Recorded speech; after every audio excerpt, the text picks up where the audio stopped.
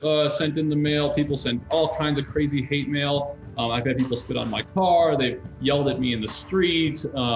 There's definite hate. People hate me. They want me to die. They want me to die in an avalanche. They want me to get shot in the head. They want my dog to die. I am Caleb Dinsey, a precision ag specialist living in Aurora, South Dakota, and you are listening to the Vance Crowe podcast. Welcome back to the podcast. I'm glad you're here. Today, we talk with a man named David Lesh. And if you go look this guy up in the regular popular press, in all of the environmental news, all of the places where people in high society talk about what the goings on are, they think he is a straight up pariah. He has been framed as, a terrible person for the environment, for doing all sorts of awful things. But I would say he is actually an environmental troll, and he is exposing a lot of the hypocrisies that people have that want to wear around the fancy, nice logos on their winter wear, and they want to be seen as being environmentally conscious and more woke or aware than everybody else. And this is a wild interview. He talks about a life that most of us can never imagine having, and why he does what he does, and how he turned his ability to not care what other people think into marketing for a company that basically now runs itself. So this is a very, very interesting interview, and I hope you feel like you get to meet some pretty cool people on this podcast. I had David brought to my attention because of the Articulate Ventures Network. People say, hey, this is an interesting person I read about. You ought to interview them. I would love to hear about their inner voice and why they make the decisions that they do. And inside of the Articulate Ventures Network, we're always pounding on new ideas and experimenting. And if you're the type of person that wants to have a community of people that are pushing the envelope, that are trying out and experimenting in all kinds of places, tomorrow we're going to get into virtual reality with a bunch of people from other networks like Jim Rutt's Game B group, and we're just going to mix up and meet other people and have conversations in virtual reality. So these are the kinds of things that can happen if you join the Articulate Ventures Network. So if you're the type of person that wants to do a little bit of exploring, you want a community, then definitely go to network.articulate.ventures to sign up. Also, you will notice in the show link below that we finally have a merch store where you can buy ideas that we talk about on this podcast, everything from Damon to Up the Graph. And we're excited to share it with you. If you're a person that has wanted to support the podcast, I get requests all the time, but maybe you're thinking the network, you don't want any more social media or distractions in your life. That's okay. You can support the podcast by checking out the link below. So without further ado, let us go to this wild interview with David Lesh. David Lesh, welcome to the podcast. Thank you for having me. So you came across my radar because a friend of mine sent me a New Yorker article, which the New Yorker very cleverly did not say this themselves. They just quoted somebody else as referring to you as the Rocky Mountain Pariah. And I don't know very many people that have had entire New Yorker articles written about them. How did you feel like that was a reflection? Did it really capture who you are, or were they unfair to you? So nothing that he said was untrue or unfair, but it only captures one, aspect of me, or one part of my life, one part of our marketing, one part of my company. It's relatively one-sided, and I think that it had to be one-sided. Otherwise, he would have lost a little bit of credibility, I think, with his readers. If he was like, oh, hey, you guys have him all wrong. He's actually this really nice guy, and he does all this other cool stuff, then the whole article would just be like a fluff piece, and I think would have lost a lot of its validity and weight. And so I think that he had to kind of choose a little bit of a harder line. And even the kind of the angle that he took, I don't think was like super brutal, So it definitely does not, obviously capture me or my life or who I am or my company or any of that. But it was fair. I'd say that. So it's interesting whenever you're reading an article that you don't have any control over, like, do you have the sense of, oh shit, as you're reading, like while you're going through and being like, oh man, or no, it doesn't bother you at all? No, I don't give a fuck. I mean, I let go of what people think about me a long time ago, and my life improved significantly when I did. When I first started the company in 2009, I was much more concerned about what people thought about me, my reputation as a pro skier in the industry, what people said about the company, our marketing, the quality of the products. It really affected me when people would talk shit on the internet. And after a while, the company kept doing well. The more people talk shit, the more our sales increased, the more we became popular. People heard about us, and so I just realized that the company has momentum, and no amount of kind of shit talking is going to affect that. And actually, quite the opposite. They'll probably improve it. I'm glad to hear you say that, because that actually opens up a door, because there's very few people I think that can legitimately say they do not care what other people think of them. But I think that there is a lot of evidence that would suggest that you do. But before we get into that, like, who are you? You were a former professional skier. You're a photographer. You run ski wear apparel company. What else am I missing in that description?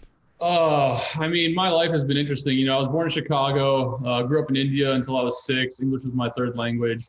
I was a, blonde hair, blue-eyed white boy in India, running around with all my Indian friends. I was the only white kid in a town of like a few million people. Started going to school like very young, much younger than, in America. So by the time I moved to America when I was 6, I already could read, write, cursive, math, like the whole deal. So for me, like, kindergarten was super boring. And of course I was bored and started, causing trouble and making jokes and fucking around. So always had like, behavioral issues. I'm sure I'm like ADD to some extent, makes me productive and always doing stuff. But grew up like very broke in Madison, Wisconsin, artist, hippie, musician parents. And I wasn't the cool kid. I wasn't, I didn't have the cool clothing or the shoes. I was sort of a reject at school. And that was hard for me just I really wanted to be accepted. I wanted to be able to go on trips like the other kids, vacation, go to, on ski trips and go to Aspen and the Caribbean and do stuff with the other, kids. I was in a pretty affluent area. So I kind of felt like I was missing out on a lot growing up. Had a very like tumultuous childhood. My dad was a fucking piece of shit, and my mom was disconnected, and it was just a messy ordeal. They divorced in middle school. I got into tons of trouble. I had ankle bracelets. I was in and out of jail. I was, on probation. I was stealing cars. I was just like a hoodlum kid. Moved out on my own in high school, senior year of high school, only one in a high school of 2,500 people to have their own house. So of course it was like the party house. And that year was like probably one of the better years of my life. I had tons of friends. I was, one of the cool kids. I was, working 2 jobs, selling weed on the side, passing, my high school classes. And I was happy. I was free. I was away from my parents. I could do what I wanted to do. I had a little bit of money, and that was like the first time that I really remember like being happy was probably like senior year of high school. The first time you were ever happy? I mean, I was happy as a kid for sure. I think I was happy. I had a very good early childhood. My parents were very loving and creative. I was doing lots of, art and music and exploring India with my parents, learning the languages and America was this unknown place to me. I had no concept of America at the time. And my sister was born in India. She's she could have dual citizenship if she wants. Anyway, it was a very interesting kind of unique upbringing, which I think has helped made me who I am, but it didn't set me up very well for American culture and American society. And it just, I'd never seen a movie. We didn't have a television. I didn't listen, there wasn't radio. I mean, we had a toilet that was like a hole in the ground. I just was totally disconnected from all of that. I remember seeing one of the first movies that I remember seeing was, I'll get back to your original question. You can go as long as you want. This is interesting. Going on a tangent here. One of the original movies I remember seeing, and I don't remember if it was like 1st or 2nd grade, but it was The Princess Bride. Did you ever see that movie? Oh, sure. Yeah. It scared the living shit out of me. I remember seeing that humongous rat. Do you remember there's that humongous rat scene that's like chasing them through the jungle or something? It's been decades since I've seen it, but I remember there was a huge rat. I remember it very vividly to this day. I haven't seen the movie since I was, 6 or 7 years old, 8 years old. And I was so scared. They showed it, in the classroom. There was, they showed it in front of all the kids. I was so scared that I had to leave the classroom. I had not seen movies before. I had not seen, music videos and pop culture. And it's not all of it was totally new to me. So I was totally out of my element. Where I was in my element was when I was a kid in India, running around just with my Indian friends, being a little Indian boy. So from ages like, whatever, 0 to 5 or 6, I was happy. I remember, my parents have audio recordings, pictures from that time. I think I was like a very happy, good little kid. But then when I came to America, it was like total culture shock, didn't fit in, had trouble making friends, was the brokest kid in school. And I think that I just remember being picked on constantly. And I remember being unhappy from, the time we came to America until senior year of high school, for sure. And there was, some gray area there, throughout high school, it kind of started to improve a little bit. And I started making a few friends and started, dating a few girls and that kind of thing. But I would say senior year of high school was the first time I really remember being happy since I was like very young. And then when you were in high school, what are people telling you they think you're going to become? And what did you imagine you were going to become? Oh, I was for sure destined to be a career criminal. All the people that I was hanging out with are, to this day, most of them are fucking in jail. Some of them are dead. None of them, the kids that I was like doing stuff with, they're not doing well in life. There's a few people who've kind of pulled themselves out of it, and they're, they've got decent jobs, or they're doing construction, or something like that. But nobody's like really killing it. And so, what did you end up doing then after high school? So after high school, I was homeless that whole next summer. That summer after high school, I just like cruised around North America. Sorry, my dog is barking. Cruised around all of North America and lived out of my car. I was hopping freight trains for a few weeks along the West Coast. I went to Canada, I went to Mexico. I learned how to surf. I went down south. I went to the East Coast in New York. I just was like all over the place. Then after all of that, I decided that I was going to move somewhere where I could pursue skiing, and that was near a city. And I wanted to get as far away from, Wisconsin as I possibly could. So I chose Portland, Oregon. There weren't too many options of metropolitan areas that were near skiing. And so I decided, I actually never even been to Portland. I'd like driven past it years before that, and I'd never like actually really been there. Packed up my car and just moved to Portland. And so eventually you became a professional skier and were pretty successful there, it seems like. Yeah, I mean, I never made a ton of money. I wasn't ever the best skier. I had never won, the biggest comps or was in the biggest movies, but I am a very good skier, and I was mostly a photo video skier. So I'd shoot for, magazines and for movies, and I'd put together, a video part every year. And I'd get content for my sponsors. That was kind of my gig. And then at some point you decided, I don't really like the sponsorship deals that I'm getting, or the way this is all working out. I'm trying to get you to talk about the part where you kind of separate away from regular culture, but it seems like you maybe never were there. Yeah, I don't think I was ever a part of regular culture. I think that I, for a period, tried to kind of fit in. Because that's, I think, what I saw that I had to do to sort of, be accepted and be happy, and make friends and, date girls and whatever. So there was definitely a time where I like really tried hard to kind of, fit in. And I think that just kind of as I've, matured and grown up and, become more comfortable with myself and my place in the world, and the more successful that I've been doing it, and the less that I care what other people think about it, the more I've kind of just found my own path. And none of it is super traditional. Just the way I live my life is not traditional in any regard. And I think the more that I have seen, me be more happy by departing from that, the more I kind of depart from that. Where, just your whole life, they shove this down your throat of what you're supposed to do to be happy. You graduate high school, you go to college for 4 years, you get an internship, you get a decent 9-to-5 job paying you $40,000 a year, you work your way up, you live, and, eventually you meet a chick and you get engaged, you get married, you buy a house with a white picket fence and a 2-car garage, you have 2.5 kids and your lab dog, and that's what you're supposed to do to be happy. You get your 2 weeks of vacation every year, and you go to the fucking Caribbean or Mexico to an all-inclusive 5-star resort, or you go on some shitty cruise, and that's what's supposed to make you happy. And I think all of that originates from Sears Roebuck.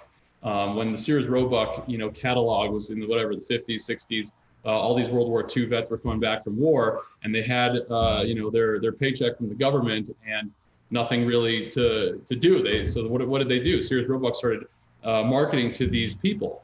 Get married, find yourself a cute chick, buy one of our little pop-up Sears Roebuck houses where, they go up in 2 days or whatever. And that's where these subdivisions kind of, started coming from. And buy these appliances for your house, the color TV and the microwave and the oven. And, the chick buys her fucking hair curlers and all this shit. And you buy all these things from us and you will be happy.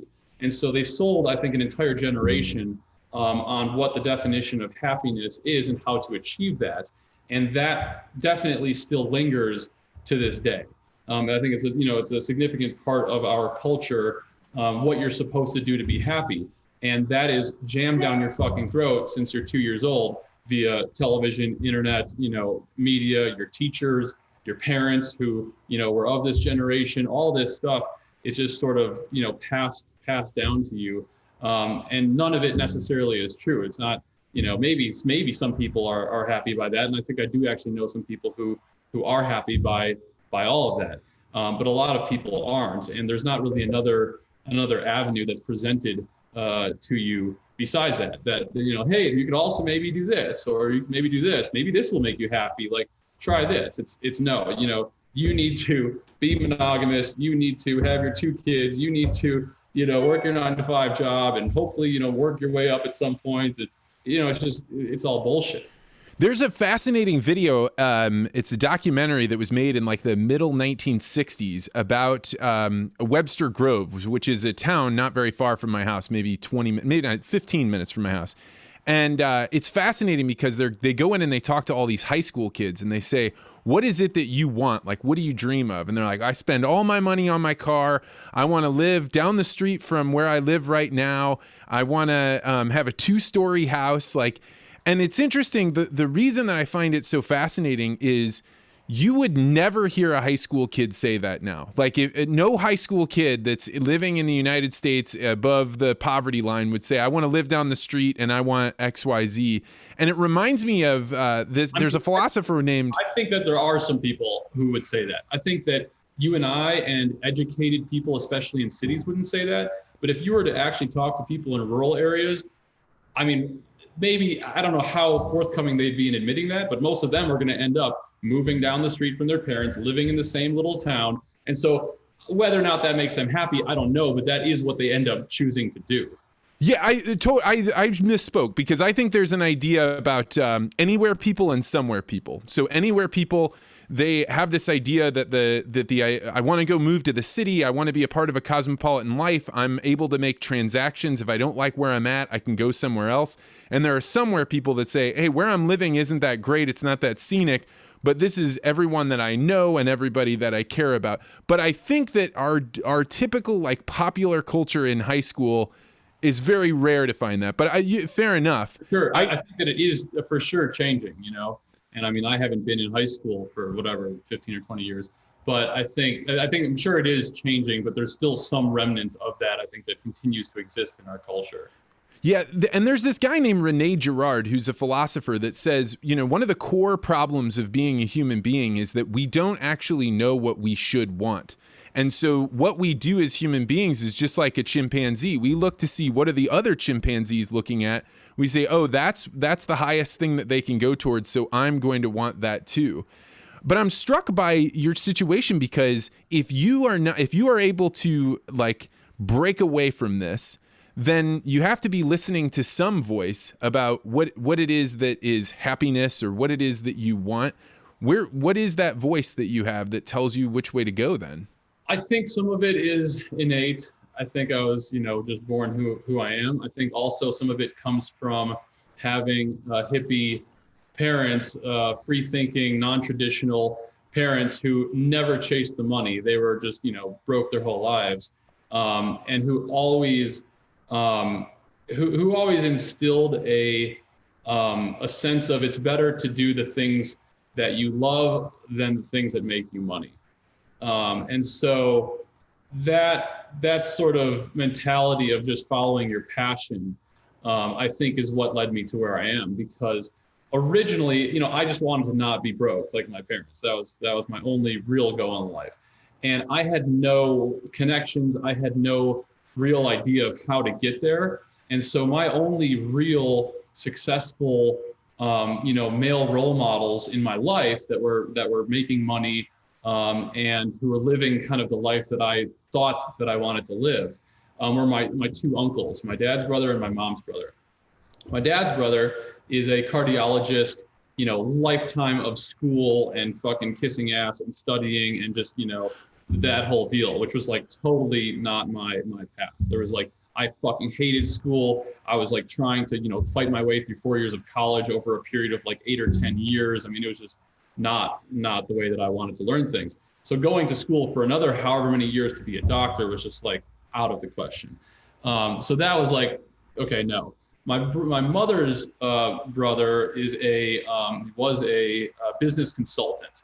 So that was a little bit more of an attainable path for me. And I was always interested in business, and I saw business equating to challenges and freedom and, making some money and some success and networking, that kind of thing. So his path was, got his business degree, got his master's in business in Kellogg School in Chicago or whatever, got a job in a consulting firm, worked his way up, eventually made partner, started his own firm, started making whatever, at least a few $100,000 a year, got a wife, kids, like had a dope setup, the nice house in the suburbs with the Beamer and the hot wife and the 2 kids. And I was like, okay, that's pretty good. Like maybe I can do that. So my general path in life until I had started my company was trying to fight my way through college.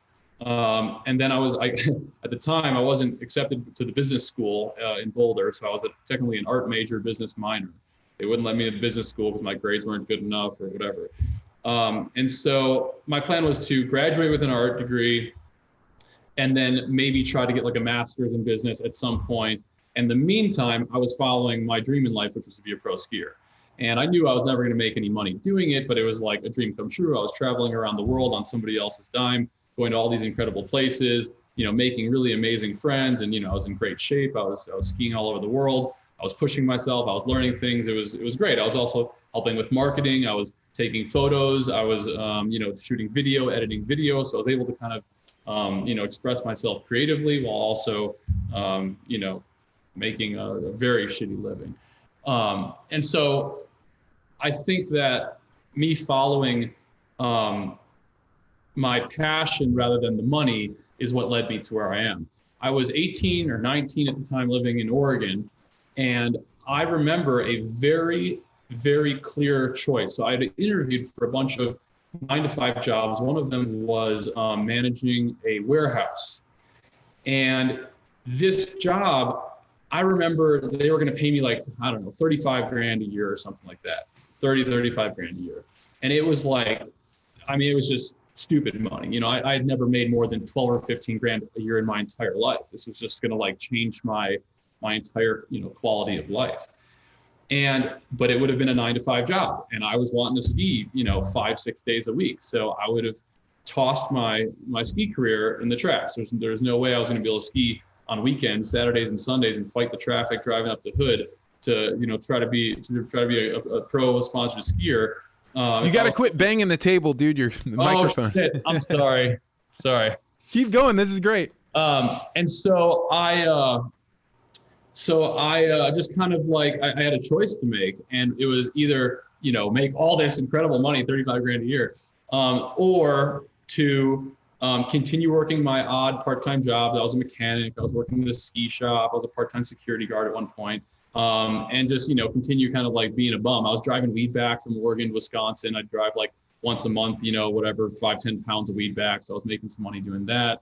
And so I was faced with a choice, and I remember just thinking to myself, I'm too young to settle down. I can't do this. And I turned down the job. And so that was an early example of being faced with money or do something you love that doesn't make money. And I chose the path of skiing. and having, a little bit more flexible freedom and ability to take time off and go other places, other states, and ski and that kind of thing. So I went that direction. And so that direction eventually led to me being a pro skier. It led to me developing contacts in the ski industry. It led, to me having some experience getting involved in some of these companies that I rode for and in their marketing and, media and that kind of stuff. And then I was getting more and more hungry for business. And these sponsors that I was riding for, these outerwear sponsors, they just weren't letting me get involved. I wanted to invest. I wanted to help design stuff. I wanted to, get a percentage of equity. I wanted to have some involvement in the business of running that company. And none of them wanted anything to do with it.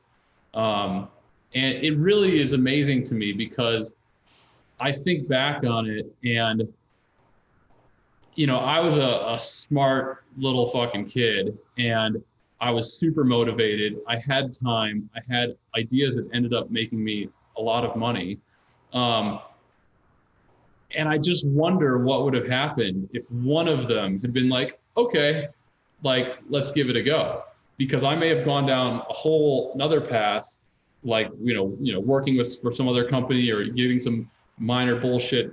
I mean, maybe eventually it would have just not worked out and I would have started my own thing anyway, who knows? But they all told me to go fuck myself. And so I did it myself and somehow did it with no money and own the company 100% of myself. I don't have to check in with anyone about any decision I make. I can do any kind of crazy marketing, any kind of whatever I want. And all the money goes in my pocket. Well, your marketing is interesting, right? Like, whereas almost everybody else in the skiing world is, they want to portray their clothing line as luxurious, as you're at the top of the world, that you're in sync with the environment, that you have like special care in some way. And yours is like taking the entire environmental movement and putting a minus sign in front of it and saying like something about the opposite. And I don't mean that you're like degrading the environment. I just mean that you don't place it in this level of holiness that you then try and stand underneath in the halo of. So I think that's just total fucking bullshit marketing. I think it is the most unethical, counterproductive, phony marketing that you can have. Creating, clothing and outerwear is one of the worst things that you can ever do for the environment. If you want to do something good for the environment, you'd go to Goodwill, you'd buy a piece of shit onesie from the 80s that's used, and you'd wear that for the rest of your life.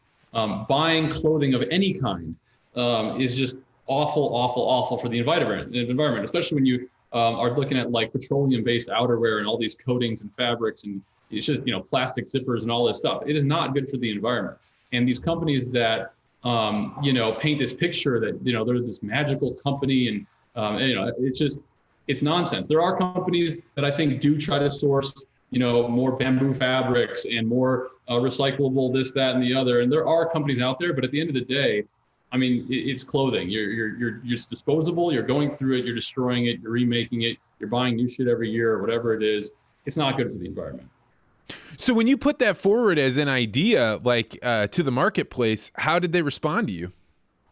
I mean, I never was anti-environment. I'm actually extremely environmental. I don't drive a big diesel truck. I, don't use disposable silverware or napkins. I don't use paper plates. I've got, washable hand towels right here. I'm not using straws. I'm actually relatively environmentally conscious when it comes to my day-to-day life. I recycle and I try not to print a bunch of stuff and excess paper. And, I actually do think about this stuff probably more than most people. But to have the same marketing for my company of all these other companies, I think it's phony and it's just not interesting. It's the same as all these other companies. So I just never went down that path. I mean, when you're a small company and nobody's ever heard of you, you have to do something different. You have to do something interesting and unique. And we try to offer extremely high quality products at a very competitive price with features that nobody else, has in the world. And we're only able to offer it at that price because we sell direct. We have a different, business model than most companies.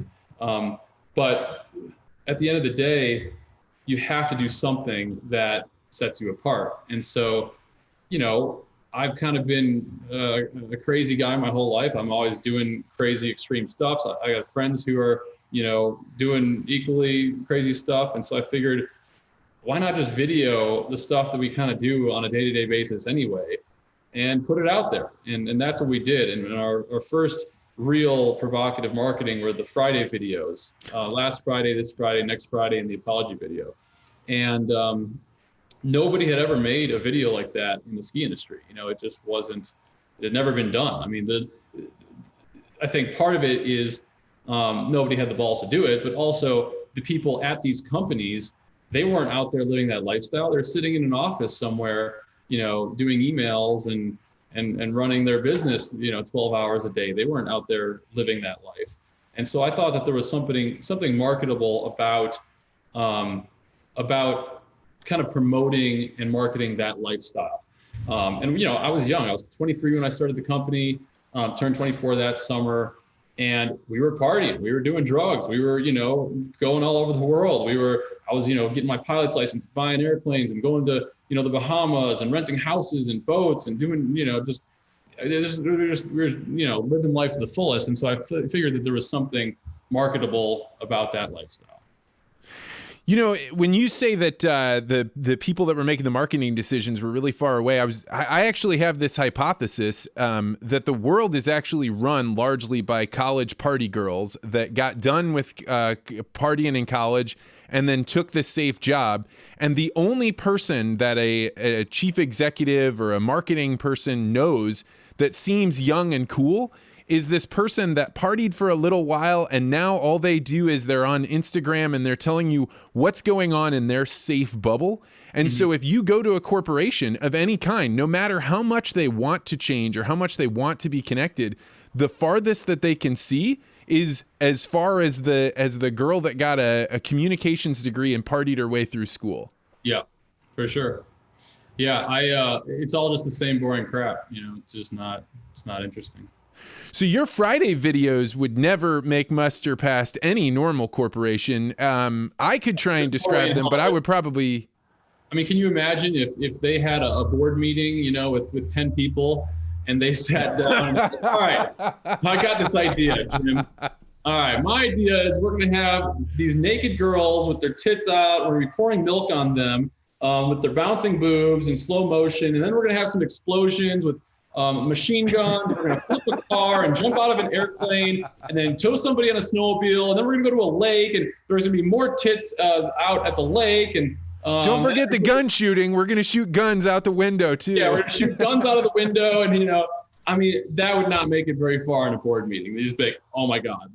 And because, if you are a huge company and you're having to market to the masses, you're going to turn a lot of people off by that kind of marketing.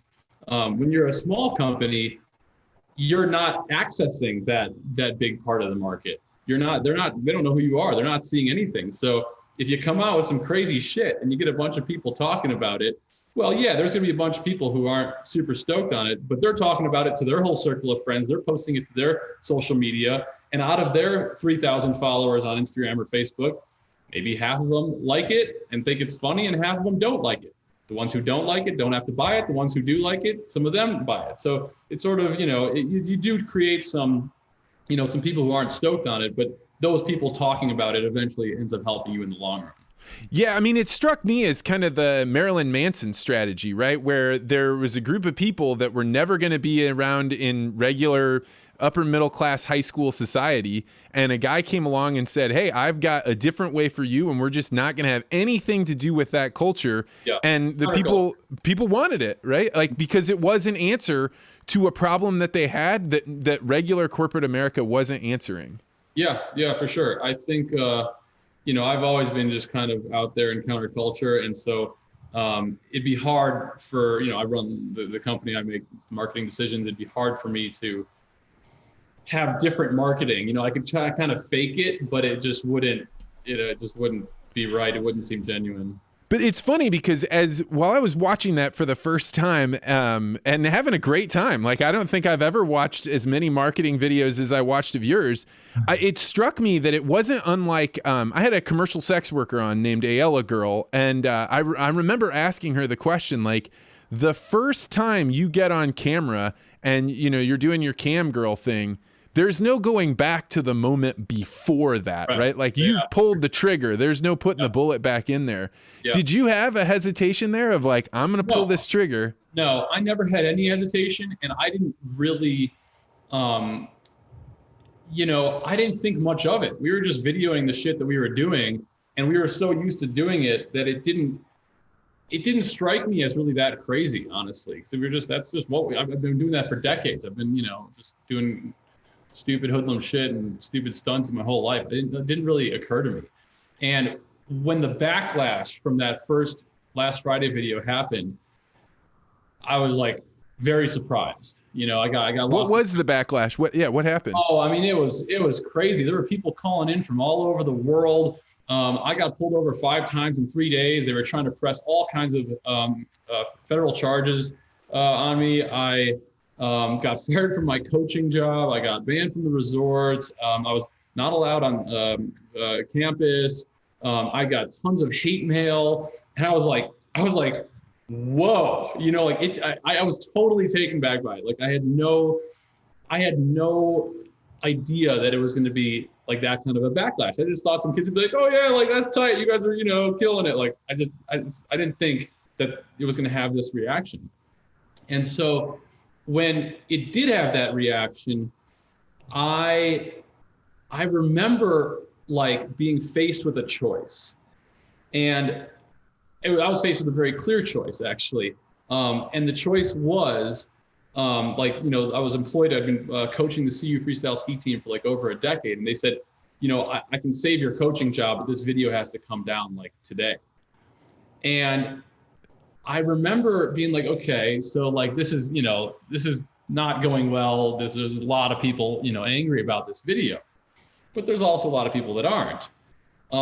Do I want to take this down, apologize, and tuck tail? Or do I want to stand behind it?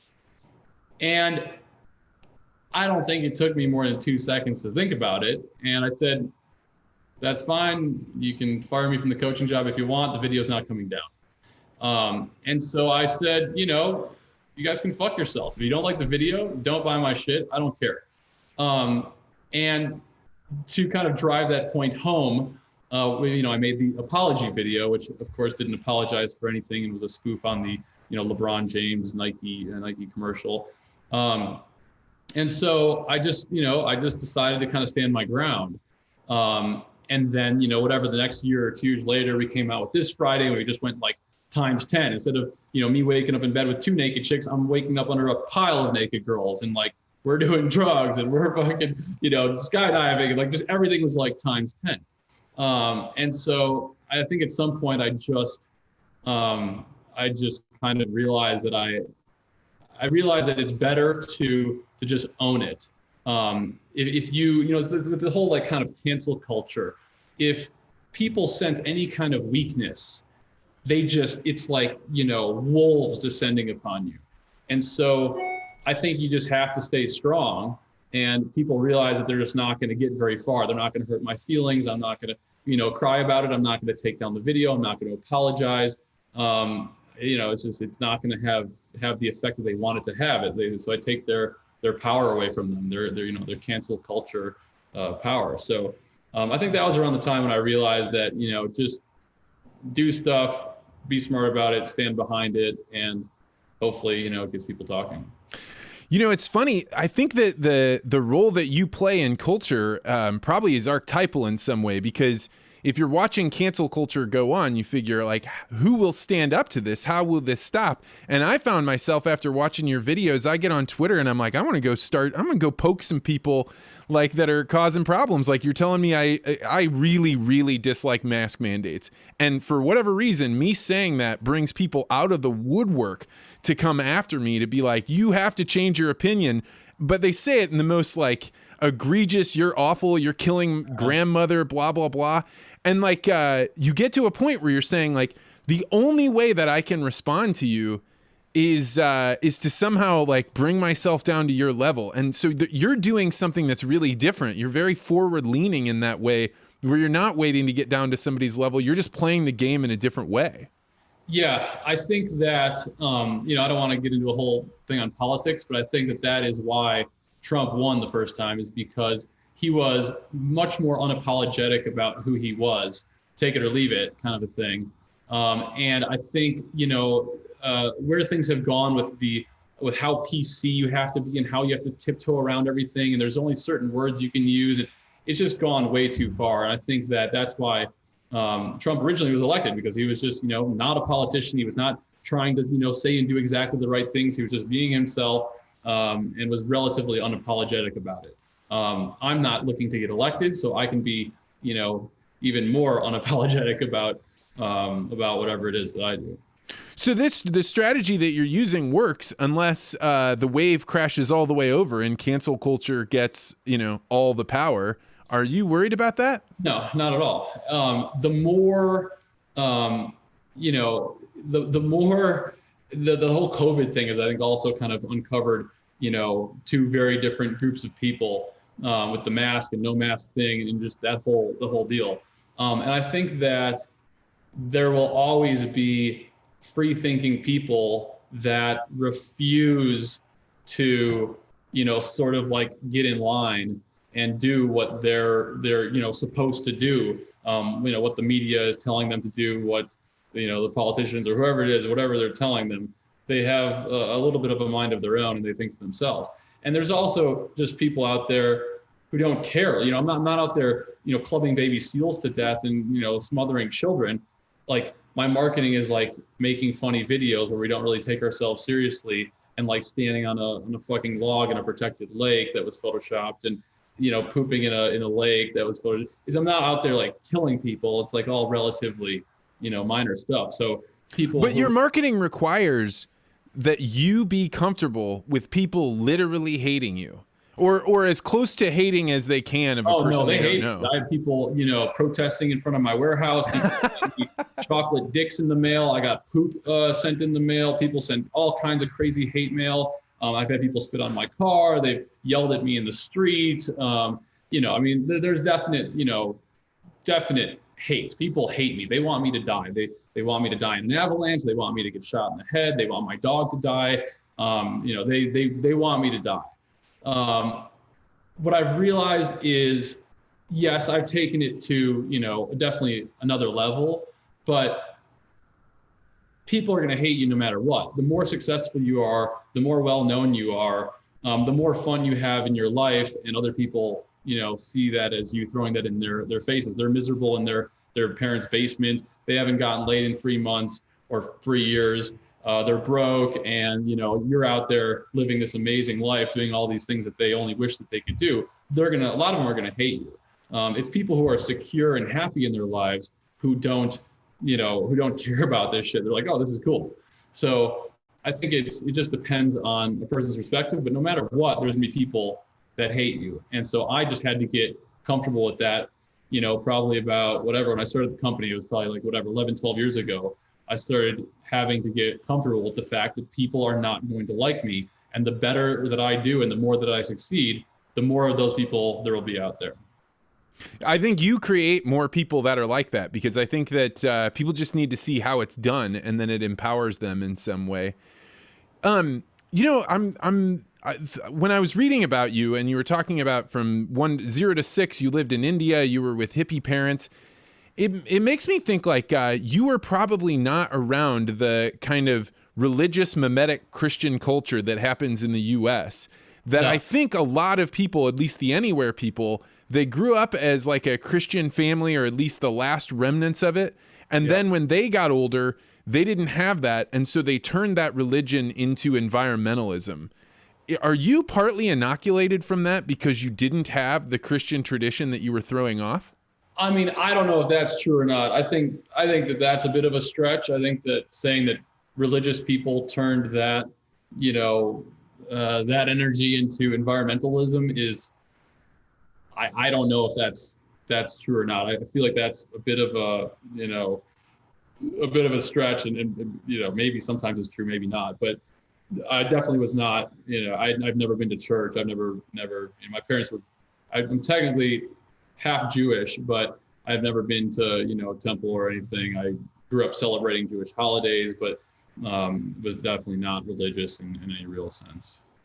So when you think about happiness and fun and getting older, what do you think happens like in your 40s, 50s? How do you keep this life? Do you change up what you want? That's something that I think about like almost every day. And the answer is I don't know. Right now, I'm very happy not having kids, not having a wife, being, free, and I can just do whatever I want. I've got an airplane. I can, I've got the means to go wherever I want in the world on any given day at any moment. I can leave my business. I mean, it is like total freedom. And I think the more money I make in life, the more that freedom will even increase. And the lifestyle, the quality of life of that freedom will increase. But does it get old at some point? I don't know. I've, been to most places in the world. There are still, a lot of places that I want to go to, but what happens after you go to all those places? Maybe traveling isn't as appealing anymore. Maybe you're sick of, fucking hundreds of chicks and partying and doing the whole thing. I mean, I don't do any drugs anymore. I don't drink. So that's already kind of like, behind me. It's just not interesting. Was it difficult for you to quit that? Oh, no. I mean, I was a pothead when I was a kid. And then I had a few experiences where I got like way too high on a gravity bong and just like ruined it for me. And I never smoked weed again. And then I was like totally sober from like, I partied in high school, and then from like 18 to 24, I was like completely sober because I was broke. I couldn't afford to go to bars. I couldn't afford to buy alcohol, drinks, drugs. Like there was no way. When I was transporting weed across the country, I did not smoke weed. It was strictly a business thing. I literally did not, smoke at all. So from 18 to 24, I couldn't afford to do any of those things. That was like not in the budget. Then when I started my company, that was like the first time where I like had a little bit of disposable income. And so we started, we started doing a lot of ecstasy, probably twice a week, twice, 3 times a week, even ecstasy for like 2 years, which were probably the best 2 years of my life. And, I was productive. I was killing it. I was buying like $6,000 worth of Molly at a time, 98% pure Molly, and giving it out to all of my friends. And we were, renting houses and taping blankets over the windows and renting speakers and lights. And we were just like, there was some good time, for sure. I think those time helped make me kind of who I am. But after a year or two of that, your tolerance builds up. You start having to do so much drugs, and you just know it's not good for you. And so just one day I was just like, I'm over this. And I basically never did Molly again. I've done it like maybe once now, 10 years. And then there was like a year or two where then I got, get into Coke, and that was like, Coke's a weak drug. It's just essentially like drinking a Red Bull is fucking worthless. But, Coke's kind of the cool thing for a year or two, and that gets old, and just kind of the same old scene of people that aren't really going anywhere and doing anything. And so then I never, really did that again. And I don't know, it's just like none of it is interesting for very long. And so I had zero problem. I've never been addicted to anything in my life. I think I could do heroin right now and never do it again. So no, I was never had any trouble getting off anything. And man, what do you want to see with your company? What's your where do you want to take it? What do you hope that it becomes? I don't know. I would like it to grow, but I'm doing this. I've got employees, but I don't have any other, people that are kind of leading and pushing the company. And I don't do any sales. I've kind of just been very slowly growing the company since the onset, and I could maybe like push it harder, but it would require a lot of my time to like grow it into some humongous thing.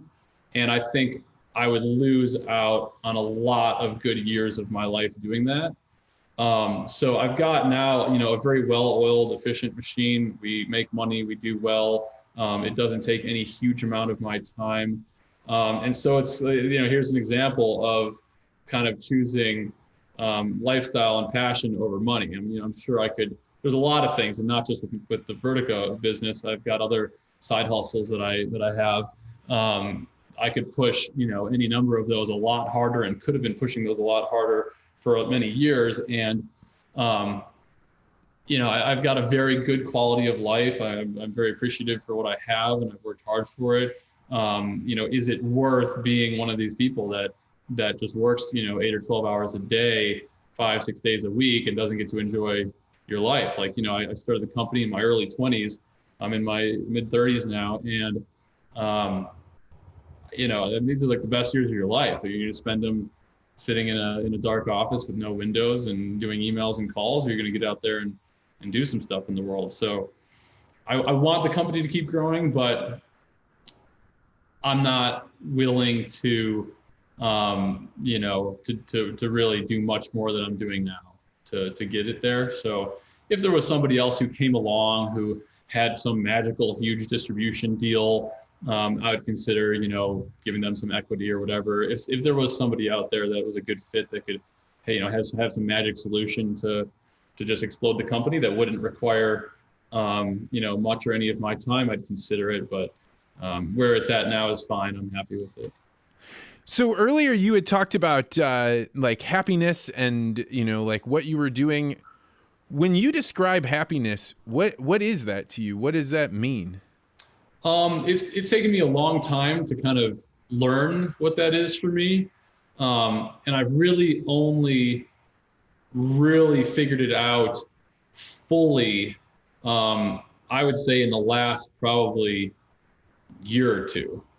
And the last few years of my life have been maybe some of the best. But for me, happiness is freedom. Freedom to go where I want, do what I want, buy what I want, see what I want, eat what I want, hang out with who I want, and just kind of not have to answer to anyone. That's interesting. I did not live anywhere near the wildlife that you did, but I lived in Africa for a while, along the coast of California, a bunch of different places, and the freedom is the opposite of what I want now. Like, and maybe that's not quite fair, but you have a child, and it's really difficult for anybody to tell you that will be what you want. But like, as soon as we're done, I'm going to go upstairs and I'm going to get to hold my baby, and I'm going to do everything I can to make her laugh. And it's just an interesting thing because I have no idea if that's what other people want. And so I'm always interested in hearing what other people want and what makes them happy, because I think it wouldn't have made me happy at a different time in my life. I think it would have made me miserable, actually. And I think that is a key thing, key concept is doing the right things in life at the right times, because you have a kid when you're 18, it might ruin your life. So I think, and I've got a lot of friends who have kids, and some of them I think are more or less stoked on what that means for their life. And I totally see the benefit of having kids, creating someone that looks just like you, and you can mold and shape and teach and get to kind of share life with, and when you're older, you get to hang out with them. I very much see the value in that. I maybe see less value in that than a lot of people because my family was shitty. And so like, I'm the middle child of 7. So for me, it was like kids make sense in some deep way. Yeah. If you had like, this amazing childhood where you have all these, amazing memories, and you had, these Christmases together and coming down the stairs and there's packages under the tree. If you got that, in your brain about family and kids, then you maybe would be more stoked on it. My reality was different. So, I see the value in that, and I'm open to that. But for me, I don't think that would be what I would want for a minimum of another 10 years. I can see when I'm 45, settling down, and I mean, not settling down. I don't think I'll ever settle down, but when I'm 45, finding a chick and having 2 kids, maybe. But I mean, it's very possible. Like, if you ask me right now, you have to decide whether you're going to have kids or not. I'd say no. I'm not having kids. I would have 100% been exactly where you're at. Have you ever had your heart like broken? Has a chick ever just like destroyed you? Of course. Oh yeah. Over and over. That's the kicker, at least for me. I mean, until I met the woman that was like she didn't think what I thought was clever. She was not like entertained by it. Like all of a sudden, bang, I was hooked. I mean, every girl that I've dated since I was, 15 years old has wanted to marry me. If at any point I wanted to, marry a cool, smart, hot chick with rich family and whatever, I could have done that a long time ago. And I definitely dodged some major bullets by not doing that. Yeah, I mean, I think like you are the ultimate taming of the beast, right? Like, and that's in some ways all the way down in the archetypal of a woman to want to like capture the wild beast that nobody else could. They always think that they're gonna somehow change me or tame me, and it just never works out very well. Well, David Lesh, man, I had no idea how this conversation would go, and I figured that if the New Yorker was going to kind of paint you as this nice guy, kind of misguided pariah, that you were going to probably be somebody I liked. And this has been really, really interesting and entertaining. Well, thanks for having me on.